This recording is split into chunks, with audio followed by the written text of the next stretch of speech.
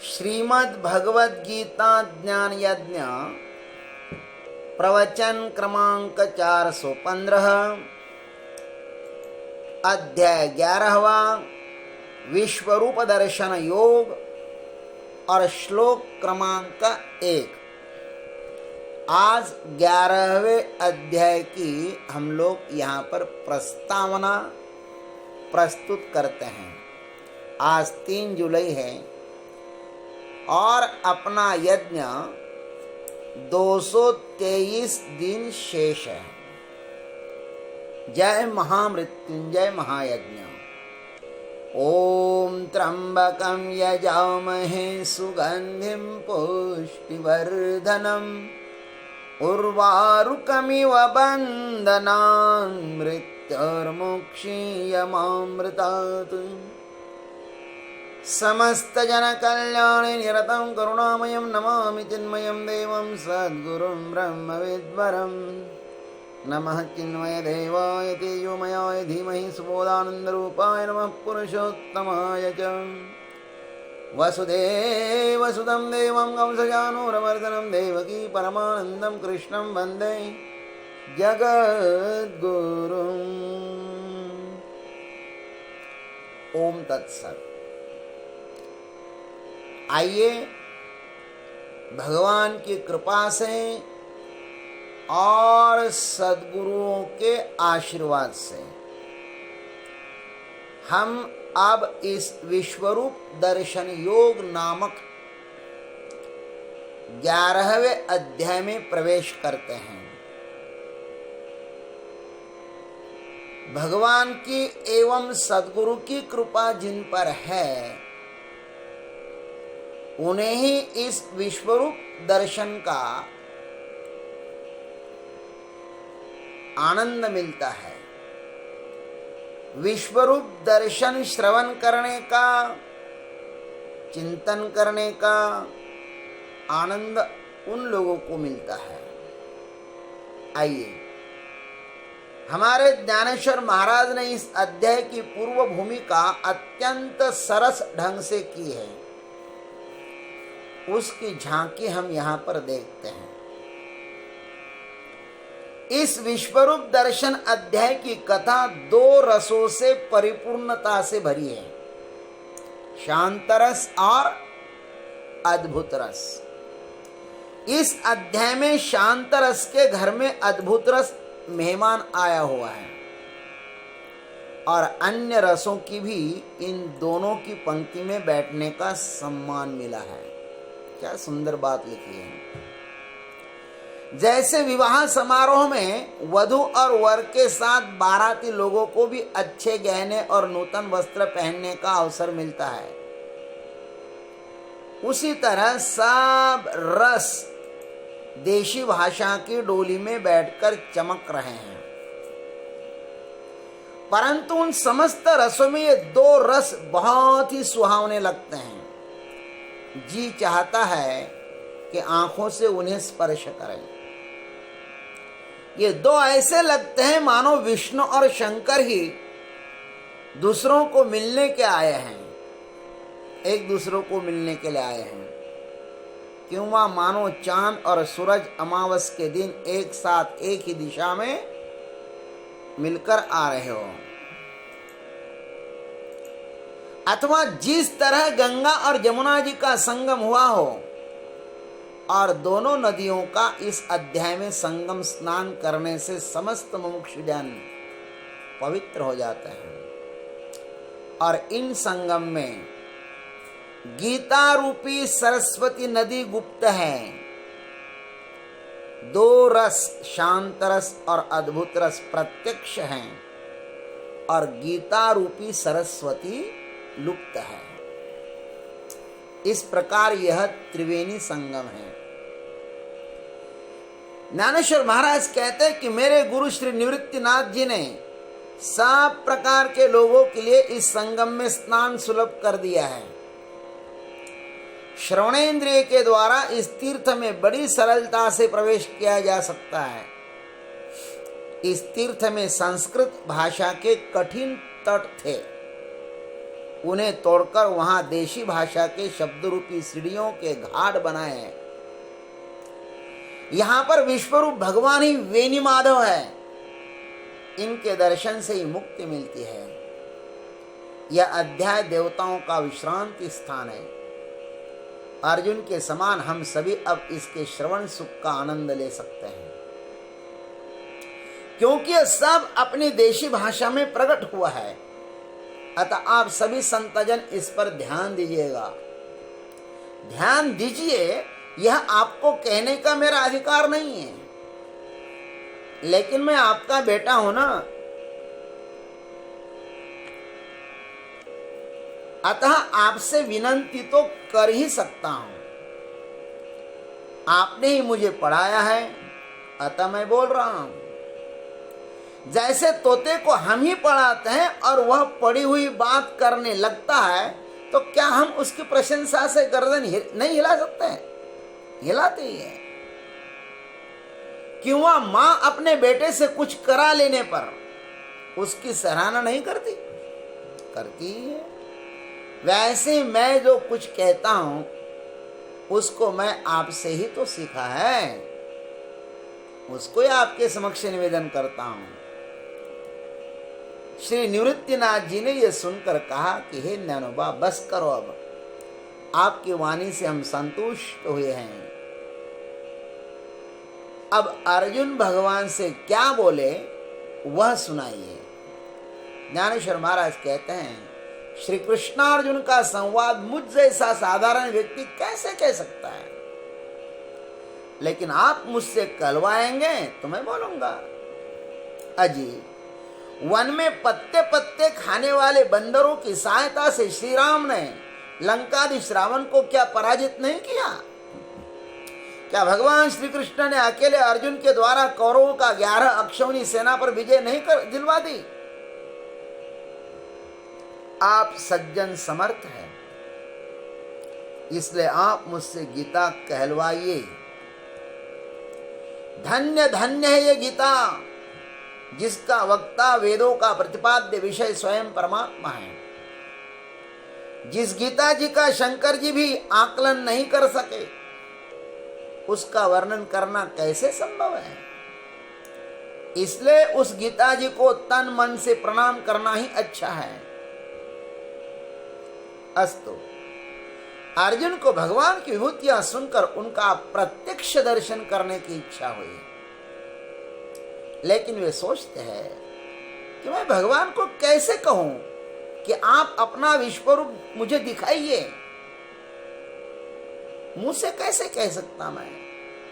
अर्जुन ऐसे ही मन में विचार कर रहे थे कि मैं ऐसे कैसे भगवान को कहूं कि आप अपना रूप दिखाइए। अरे भाई, आज तक इस विषय में किसी भी भक्त ने प्रभु से सवाल नहीं किया, और उसके विषय में मैं ही कैसे अचानक पूछ लूं? यद्यपि मेरा प्रेम है प्रभु पे, तो भी मैं क्या यशोदा मैया से ज्यादा उसके नजदीक हूं? उसने भी तो यह सवाल नहीं किया। मैं भगवान का सेवक जरूर हूं, तो भी मैं क्या गरुड़ जी की बराबरी कर सकता हूं?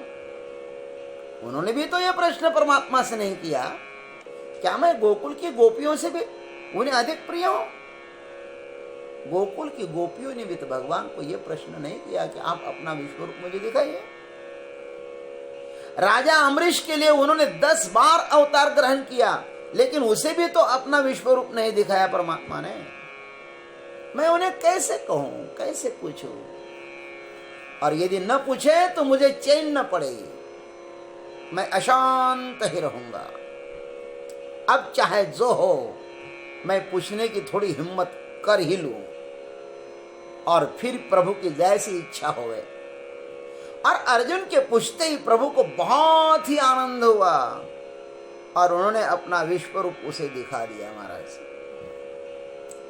जैसे बछड़े को देखकर गाय हड़बड़ा कर उठती है, और फिर जब बछड़ा स्तन को मुंह लगाता है ना, तब क्या वह उससे दूध चुराती है? नहीं चुराती। देखिए, जो पांडवों के बचाव के लिए अरण्य में दौड़ कर गए, वे श्री कृष्ण अर्जुन को जवाब देना कैसे टाल सकते हैं? अर्जुन की प्रत्येक इच्छा पूर्ण करने में परमात्मा सदैव तैयार ही है। यह विश्व रूप दर्शन अध्याय भक्ति का सर्वोत्तम फल है। ये बहुत सुंदर अध्याय है और भक्ति का सर्वोत्तम फल है। अब तक गीता जी में त्वम पद का सविस्तर वर्णन करके तत्पद का वर्णन कर रहे हैं। यह गीता जी सुंदरतम शैली है विषय वर्णन करने की। सर्वप्रथम सद्गुरु साधक को उस दिव्य परब्रह्म का उपदेश नहीं करते हैं, नहीं करते। सर्वप्रथम पहले उसे अपने त्वम का ज्ञान देते हैं। त्वम के विषय में ही ज्ञान न हो तो तत् के विषय में ज्ञान होना असंभव है। तत् से यह पता चलता है कि नश्वर जगत क्या है और उसके साथ अपने संबंध क्या होने चाहिए, नश्वर की सत्ता क्या है। नश्वर को जानकर ईश्वर की यात्रा सुलभ हो सकती है। अतः कृपालु भगवान ने 2 से 6 तक अनेक प्रकार से अर्जुन को समझाने का प्रयत्न किया। माने दूसरे अध्याय से 6ठे अध्याय तक बहुत प्रयत्न किया भगवान ने।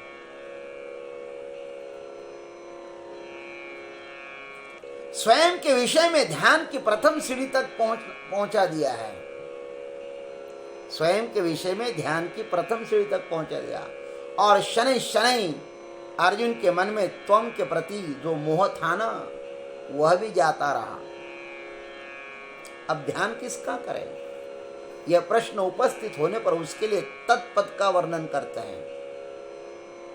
7वें अध्याय से प्रारंभ हुई इस प्रकरण में परमात्मा ने अनेक गोपनीय बातें ईश्वर संबंधी बताई। इन समस्त बातों को हम तभी समझ सकते हैं मेरे भाई जब हमारा हृदय श्रद्धा और विश्वास से पूर्णतः भरा होवे। और पूर्णतः समर्पण का अर्थ है ईश्वर संबंधी जो कुछ बातें हैं वह अपने हृदय में पूर्णतः उतर जाना, भगवान को सर्वत्र जानना। इस तत्पद के प्रकरण में भगवान ने अपने विषय में बहुत चर्चा की है। इस जगत की उत्पत्ति स्थिति लय मैं ही हूं, ऐसा भगवान ने कहा। जीवों की गति को मैं ही जानता हूं, ऐसा वे कहते। मैं ही सर्वत्र व्याप्त हूं, सब में मैं ही हूं, किंतु सब मेरे में नहीं है, इत्यादि बहुत बातें कही गई। अन्यान्य तर्कों के द्वारा ईश्वर की स्थापना श्री कृष्ण ने अर्जुन के हृदय में करा दी। अर्जुन की श्रद्धा बढ़ती ही गई उसको सुनने से।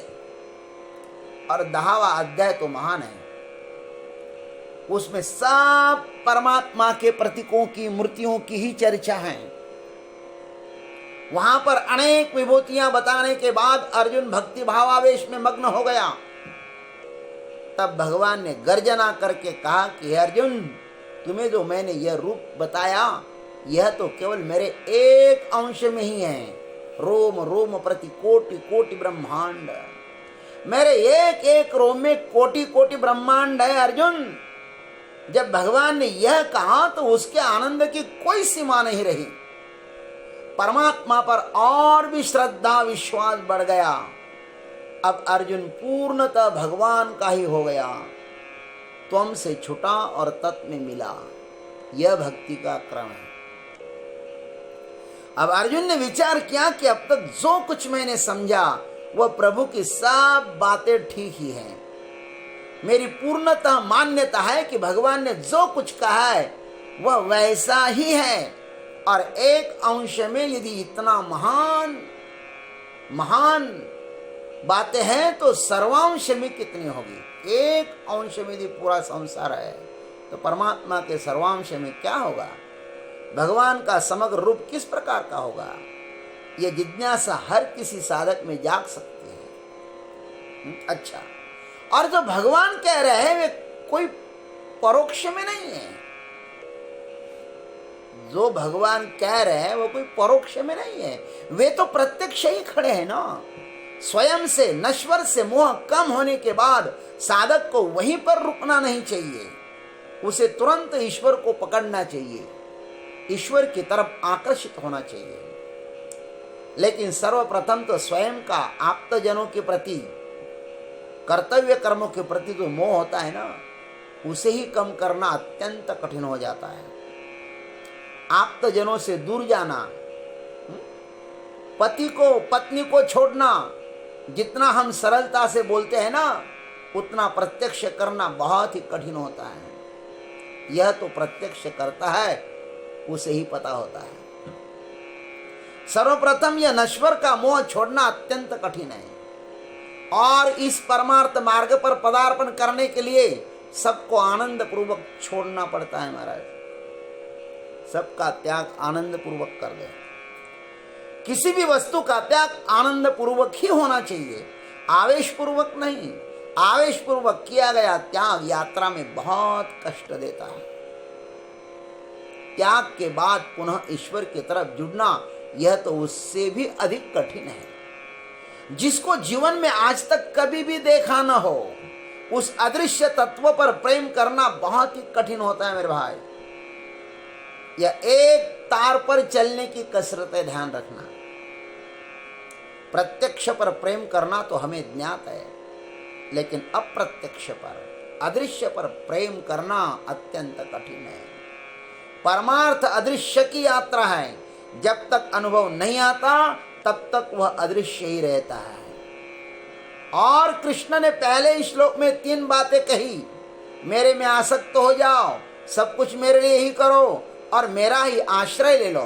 देखो, जो बात गृहस्थी में करते थे वही परमार्थ में करनी पड़ रही है। भगवान ने जब 3 बातें कही, मैया आसक्त मनः पार्थ योग म्युंजन मदाश्रया, ये 3 बातें तो गृहस्थी लोग भी करते हैं ना, तो परमार्थ में और गृहस्थी में क्या अंतर हुआ? इस पर यदि कोई कहे तो दोनों में बहुत अंतर है, कहते हैं। दोनों में अंतर मात्र बहुत ही है। परिवार के लिए उपयुक्त 3 बातें करो तो बंधन में पड़ना है, और परमात्मा के लिए 3 बातें करो तो बंधन मुक्त हो जाना है। प्रभु को जानने के बाद शेष कुछ भी जानना शेष नहीं रह जाता। इस प्रकार भगवान ने कहा, और साथ साथ में ये भी कहा कि यह मार्ग बुद्धि का नहीं है, श्रद्धा और विश्वास का है। इस ईश्वरीय मार्ग पर पूर्णतः समर्पण चाहिए। समग्र परमात्मा को जानने के लिए समग्र समर्पण की अनिवार्यता है, और अर्जुन में वह है। इसलिए वे परमात्मा के विश्व रूप को देखने के लिए समर्थ हुए हैं। देख पाए भगवान के स्वरूप को, भगवान के स्वरूप को वे अपने हृदय में समा पाए। किस कारण? कि उनके पास समर्पण बहुत है। ओम तत्सत। जय गुरुदेव, जय जगदीश्वर, जय जय महाकाल।